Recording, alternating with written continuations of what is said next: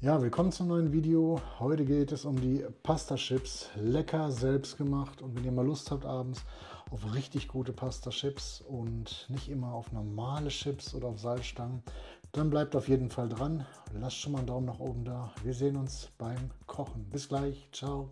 Ja, die erste Zutat, die wir natürlich brauchen, wenn wir unsere knusprigen Pasta-Chips machen wollen, sind Nudeln. Ich habe jetzt die Pirelli genommen, einfacher Grund, die hatte ich jetzt noch zu Hause. Ihr könnt jede Nudelart nehmen, die ihr habt, das ist kein Problem. Schaut halt einfach, was da ist und dann passt es.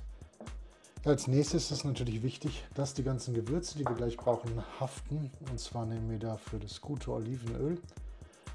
1 bis 1,5, ihr könnt aber auch 2 Esslöffel nehmen. Müsst ihr mal schauen, so von der Menge her. Das sind jetzt mit 100 Gramm Nudeln, circa für 2 Portionen, sag ich mal, für 2 Personen. Ist das ganz gut für einen Abend von der Menge her. Das Wichtigste, die Kräuter, die italienische Kräutermischung, die ich habe. Wie gesagt, das ist einfach eine aus dem Supermarkt. Da könnt ihr eine ganz normale nehmen. Das passt dann einfach. Von der Menge her sage ich immer einen halben bis einen ganzen Teelöffel. Das ist je nach Geschmack. Also schaut, wie es euch schmeckt. Testet erst mal mit einem halben Teelöffel. Und wenn es sagt, oh Mensch, da fehlt noch was, dann nimmt ihr einen zweiten. Ganz wichtig, natürlich der Pfeffer. Der darf nie fehlen. Und ja, deswegen ist er dabei. Als nächstes natürlich Salz. Ich habe hier schon ein bisschen was vorbereitet. Von der Menge her testet es einfach, wie es euch schmeckt. Lieber ein bisschen weniger und nachsalzen, als später da ein Problem zu haben. Knoblauch granuliert. Also ich bin da kein großer Fan von, überhaupt kein großer Fan, muss ich sagen. Aber mit dem Rezept schmeckt es auf jeden Fall wirklich echt gut. Und ja, natürlich fangen wir jetzt an. Die Nudeln müssen jetzt erstmal gekocht werden. Ihr könnt jetzt auch schon den Ofen auf 180 Grad Umluft oder 200 Grad normal vorheizen, denn danach geht es in den Ofen für die Nudeln. Wir werden die Nudeln jetzt einfach erstmal ins Wasser geben und kochen und danach geht es weiter.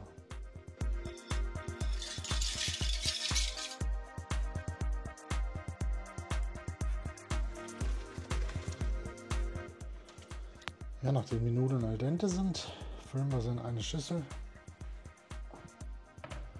und verfeinern sie dann mit unseren Gewürzen, mit dem Öl. Dazu kommt jetzt noch bei mir Paprikapulver. Rosenscharf mag ich einfach ganz gern. Wie gesagt, immer einen halben Teelöffel circa nehmen. So von der Würzung her. Oder auch mehr. Gut, einen halben Teelöffel von den italienischen Kräutern einfach rübergeben. Dann von dem Knoblauch. Auch einen halben Teelöffel. Zack. Lieber ein bisschen weniger als ein bisschen zu viel, bei Knoblauch muss man echt aufpassen. Und dann haben wir noch ein bisschen Salz. Nehme ich auch einen halben Teelöffel einfach. Und vom Pfeffer genauso. Sonst heißt es wieder, oh, das ist scharf. Vielleicht sogar noch ein bisschen weniger Pfeffer. Ja, und am Ende kommt dann noch das Öl drüber. Und ich hoffe, ihr habt den Ofen schon vorgeheizt.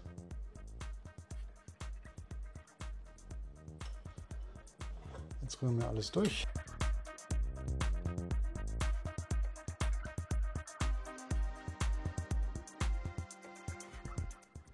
Aber ich denke, das schaut ganz gut aus. Jetzt einfach die Nudeln draufgeben. Jetzt kommt das Wichtigste, die Nudeln verteilen. Dass die wirklich alle einzeln liegen und nicht alle auf dem Haufen. Das ist immer ganz wichtig. So. Wenn die mal so zwei aneinander liegen oder so, ist nicht schlimm, aber wenn sie übereinander liegen, dann klappt das nicht ganz. Gut, der Ofen ist vorgeheizt auf 180 Grad Umluft. Bei mir werde ich es jetzt eine Viertelstunde bis 18 Minuten reinlegen. Testet es einfach bei euch aus, wie braun ihr die haben wollt. Und ich würde mal sagen, dann sehen wir uns gleich danach wieder. Wir sind fertig, lassen sie von der Bräune.